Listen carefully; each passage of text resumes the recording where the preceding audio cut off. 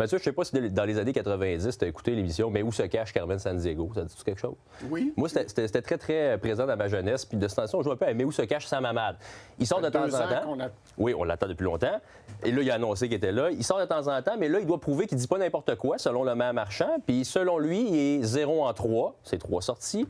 Là, le maire Marchand s'est exprimé sur son adversaire à la course à la mairie. Il s'est un peu payé sa tête aujourd'hui. Il faut que je vous fasse un peu de contexte. La semaine dernière, le maire de Québec s'était réjoui de l'élection du Parti libéral à Ottawa. Il dit que c'est un signe favorable pour le financement du tramway, le projet de Tram-Cité. Ouais. Le Journal de Québec avait parlé avec M. Hamad. M. Hamad a dit « Faut-tu que le maire soit désespéré de bonnes annonces, de bonnes nouvelles pour se réjouir de ce genre de choses-là? » Évidemment, on a demandé ce matin au maire de réagir à cette évaluation-là de Sam Hamad.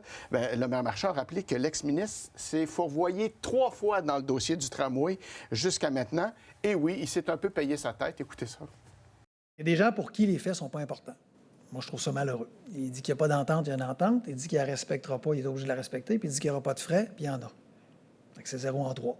Moi, ça augure rien de bien pour la suite. Si on ne peut pas s'appuyer sur des faits. Si vous jouez aux échecs, puis vous dites, moi, madame, elle vole, puis elle tire des missiles, on ne peut pas jouer aux échecs. Là. On est dans un autre complètement paradigme. Alors, si vous dites n'importe quoi, ce que je vous dis, c'est que présentement, ce n'est pas appuyé par des faits. Donc, à lui de démontrer, en appuyant par des faits, qu'il ne dit pas n'importe quoi. Le maire de Québec qui joue aux échecs créatifs. Il a commenté également ce commentaire de la LNH qui trace un lien entre une concession de la LNH et un réseau de transport structurant. Il y a un reportage ce matin dans un média qui nous dit que oui, effectivement, la Ligue nationale tient compte de l'existence d'un transport en commun sur rail lorsqu'elle évalue la qualité d'une candidature d'une ville pour accueillir une équipe de hockey professionnel.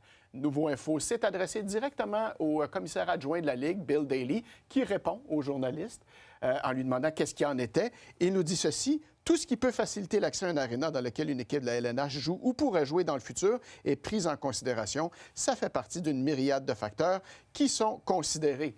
Jean-Simon, est-ce que c'est pas une passe sur la palette au maire Marchand? Est-ce que ça vous a fait plaisir de lire ça ce matin? Oui, tout à fait. Tout à fait, dans le sens où ça corrobore ce qu'on dit. Je ne suis pas surpris. Ouais. Je pense que pour moi, ça va de soi. C'est une vérité de la palisse. Comptez-vous intégrer cet argument-là dans votre arsenal pour persuader les gens de se ranger, de se rallier à un... Vous êtes une ligue de hockey, vous êtes quelqu'un qui veut investir, vous regardez les endroits possibles. Il y a Québec là-dedans. Bien, dépendamment de quel Québec vous êtes en train de construire, vous êtes plus attractif ou moins attractif. Jean-Simon, parlant du tramway, il va en être question demain après-midi à l'Assemblée nationale. C'est l'étude des crédits du ministère des Transports et de la capitale nationale. Donc, tramway, bien entendu, mais aussi troisième lien. Ah, tramway, troisième lien, nordique. Hein? Qu'est-ce qu'on veut de plus? La Sainte Trinité. Merci, Mathieu. Je t'en prie. Et oui, nécessairement, quand on parle de ces sujets-là, ça fait beaucoup réagir. Je ne suis pas certain que j'aurais pensé que la LNH se prononcerait sur le dossier du tramway à Québec. On va voir ce que notre collaboratrice Valérie Gaudreau du Soleil en pense. Elle est avec moi au studio. Bonsoir, Valérie. Bonsoir, Jean-Simon. Je reprends l'expression de Mathieu, là, la Sainte Trinité, là, vraiment, de parler à la fête tramway de LNH. C'est des sujets là, fétiches pour Québec. Écoute, est-ce qu'on s'excite pour rien avec ça? Est-ce qu'effectivement, la LNH pourrait réellement vouloir ramener les Nordiques s'il y avait un tramway qui se rendait au centre Vidéotron? Moi, je ne vois pas nécessairement comme étant un incitatif. Par contre, une équipe, lorsqu'on considère, et c'est ce qui était l'essence de la réponse de Bill Daly, c'est de dire, écoutez, nous, on choisit des marchés où il y a une certaine efficacité, où les gens peuvent venir assister au match. Alors, moi, je verrais la situation à l'envers. C'est-à-dire, advenant que la LNH aurait un intérêt autre que celui du tramway, mais global pour la ville, bien, c'est sûr que ça marque des points. Alors, c'est peut-être dans cet argument-là, dans une éventuelle candidature, ça devient une coche cochée parce qu'effectivement, la qualité des transports, on le voit dans certaines villes aussi où la LNH est très excentrée. Il y a des enjeux. Ottawa, j'ai la chance tout simplement. ben oui, bien Canada, sûr, Canada, à la différence de Boston, où j'ai eu la chance d'aller, où tu es à côté. Donc, c'est un peu tout ça ce qui est à considérer. Donc, je trouvais que c'était de bonne guerre de relier ces deux dossiers chauds de la part du Journal de Québec. C'est un bon flash. On doute que Gary Bettman fasse un crochet nordique à Québec parce qu'il y a un tramway. Non, exactement. Faut juste nuancer ça un peu. C'est ça, mais ça fait partie de cette offre. C'est un peu l'essence de la réponse de M. Marchand. Ça montre qu'une ville qui se prend en main sur le plan de transport a des avantages. Parlons de Sam Hamad. Oui. Sam Hamad s'est lancé lui-même en grande pompe. Par la suite, il est apparu 2 ou 3 fois médiatiquement. Il a dit « il me reste 210 jours ». Bien, mine de rien, les jours filent.